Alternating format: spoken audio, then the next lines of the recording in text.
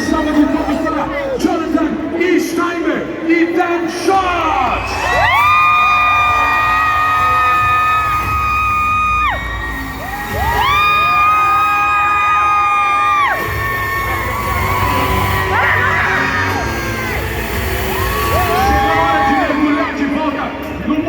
Fantasia épica de Percy Jackson e seus olimpianos. Gente, eu convidei uma pessoa que é praticamente uma representante oficial dos semideuses e semideuses para assumir a condição pra cá com vocês. Vem pra cá.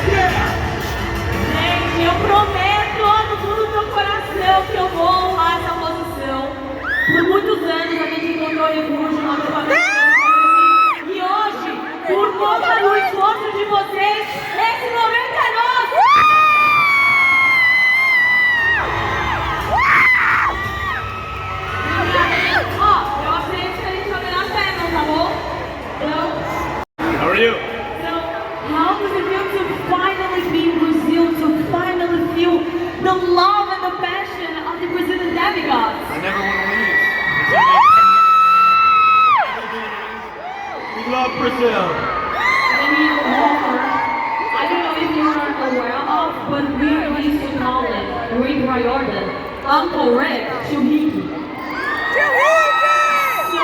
I think we can say that we're all cousins so far. Like right now we're all cousins, right? I agree, yeah. Okay, perfect.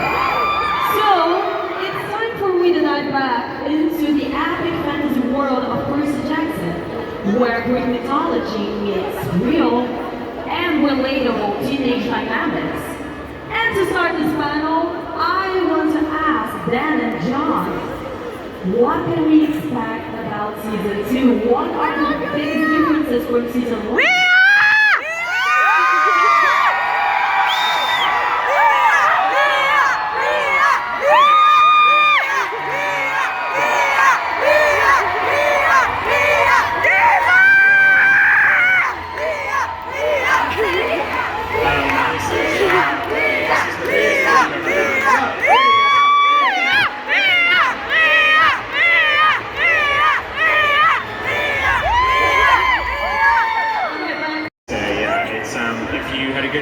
I assume you all had a good time season 1. You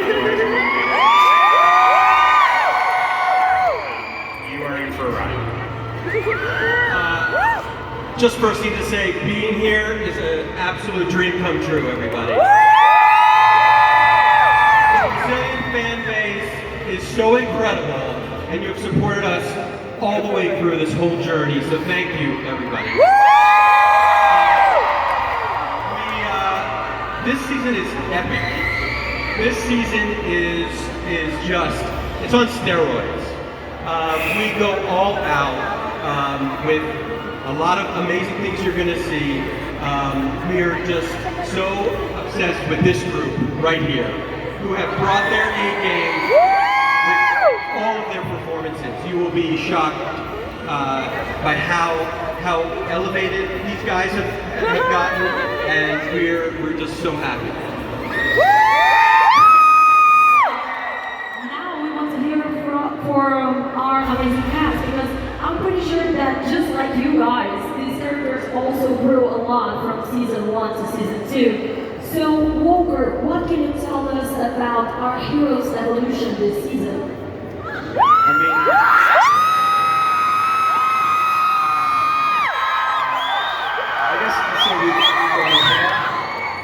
Maybe just a little bit.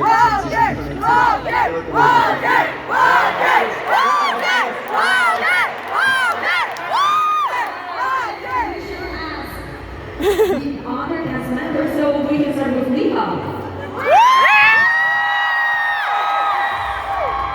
What other changes can we expect coming from Annabelle?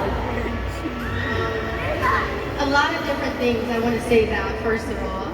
Everyone knows first season Annabelle, she's young and kind of stubborn, but she turns into a different girl. She becomes vulnerable. You see a different side of her. So, yeah, are you guys excited? And do we have any Grover Underwood fans here?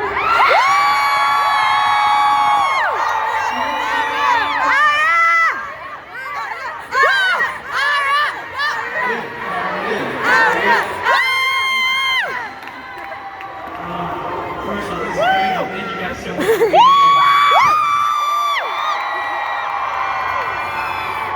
I think Grover's biggest challenge this season is obviously being away from his friends. minha mão como tá. The biggest challenge this season. It's like we shot all my stuff at the end of the season, so I was away from these guys. And yeah, I think that kind of forces him to step up and be more responsible for his quest for Pam. So I'm excited for you guys to see how he evolves and kind of comes into his own this season. We can talk about our favorite villain.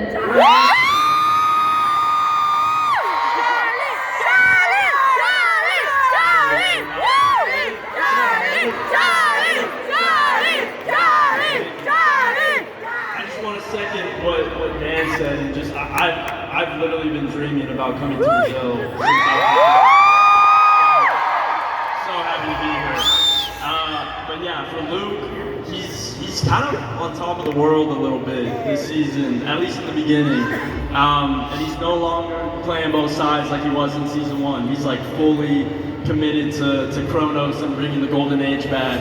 And he's enjoying all the benefits that come with that. You know, he's got the cruise ship, he's got the nice clothes. Yeah, but I think more than anything, he's finally found like purpose and belonging this season, or at least he thinks he has, you know? And so, yeah, there are a lot of layers to Luke this season, and I can't wait for you guys to see. Guys, I received a message from the gods that said you guys brought exclusive content for the deal with it.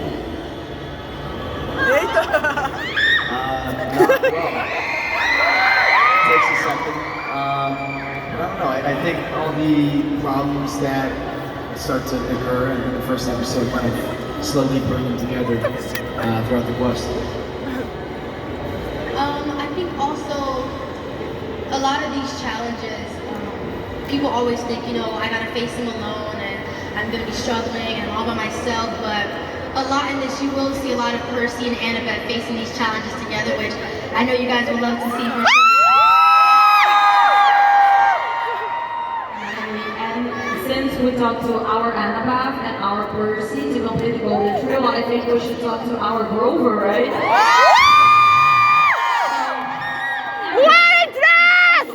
We're about to see an exclusive scene featuring Percy and Grover connecting and communicating in a way they have never before.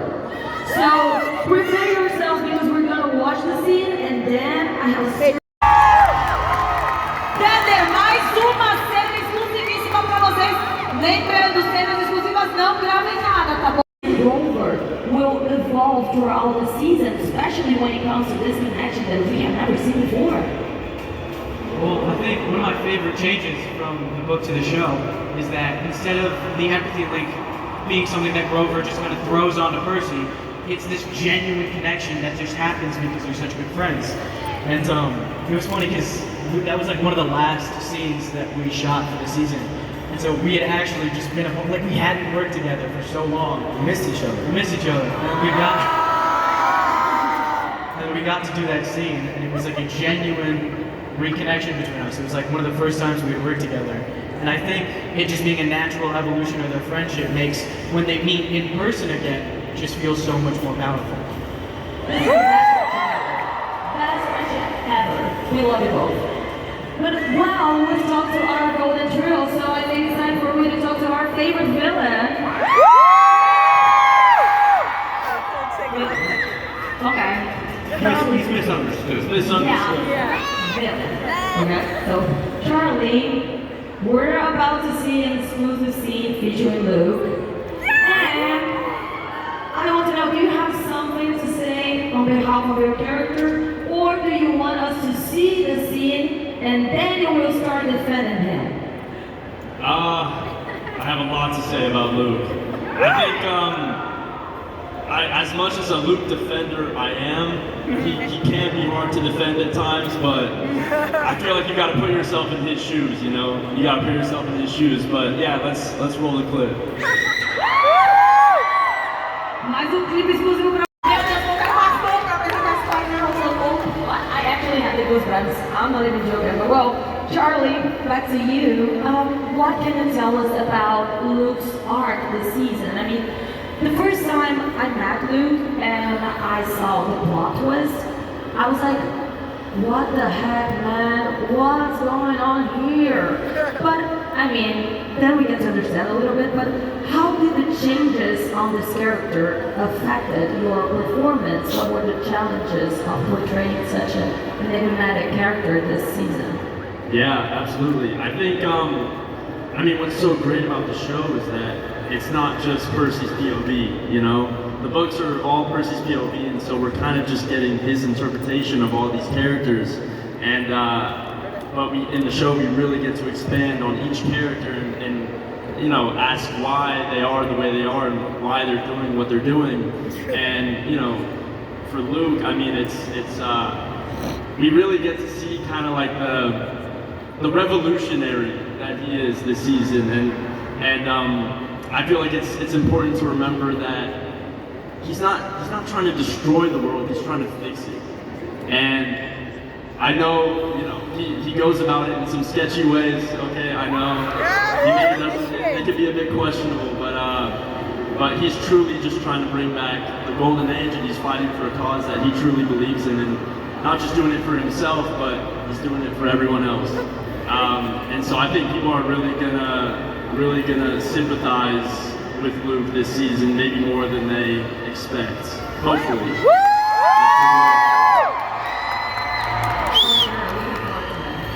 And then, John, we're about to see the last material you guys brought us today, and I would like to ask you to introduce this piece and also talk a little bit more about the production and also the behind the scenes of season 2.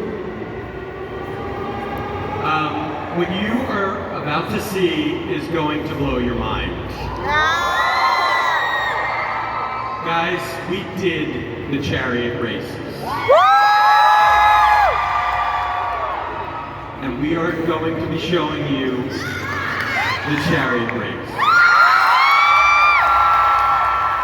Now, the thing is, this was the greatest undertaking this show has done as a production. It's all real horses, these kids, and death-defying stunts. And we did it on a real racetrack that we built for this show. And it took the most incredible crew in the world in Vancouver to figure this out. And we did it, and we cannot wait to bring this to life. Galera, é real. Veremos a insane. Walker, Leah, how cool was it to bring this race to life? It was so cool. I could not believe it. Just, you know, doing the stunts and practicing it for so long and reading the scripts and things, it's like, oh, I know what's going to happen. I know what we're going to do. I read the stage directions, but actually getting to do it and live it and do it with, like, my amazing, like, castmates and stuff, first of all. It's like, you guys did great and stuff, but I think it was the most funniest thing I've done, like, this whole season. Yeah, I thought that when I was so confused when they said we weren't going to be chariot racing, and I was like, you know, why not? Learn and figure it out. And then we got there and we watched them do it, and then I realized why they didn't want us to do that. And speaking of wanting to do that, Aaron, and also Charlie, I have to ask you, would you guys have liked to see your characters there, or you're not into the chariot race at all? Well, I mean, as much as I wanted to be a part of it, you know, we kind of have to let them have the spotlight for a little bit. If we were part of the race, we would have just completely wiped the floor with everyone else. Luke and Grover. We would have taken it. I'm just saying, I'm a Luke apologist, so. Hey, we love to. We're looking forward to seeing them maybe. But then, I am told you have one more thing to show us. Am I right? Friends, we are making an exclusive announcement today.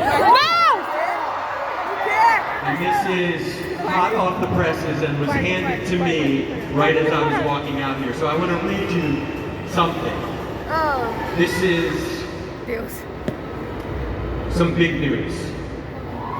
We are thrilled to reveal exclusively that the world of Percy Jackson is coming to Fortnite. For the very first time. And guess what? It's December 9th.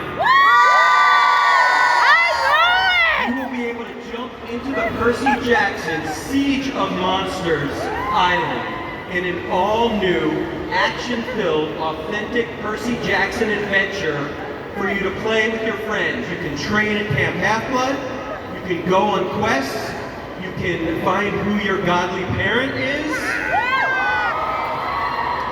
you can play and unlock weapons infused with divine power and face off against legendary beasts from the Sea of Monsters. This is your chance to feel like a true demigod inside Fortnite. Galera, mute the No, you go the for microphone's it. yours. We have a sneak peek. You want to announce? Yeah, a gente vai dar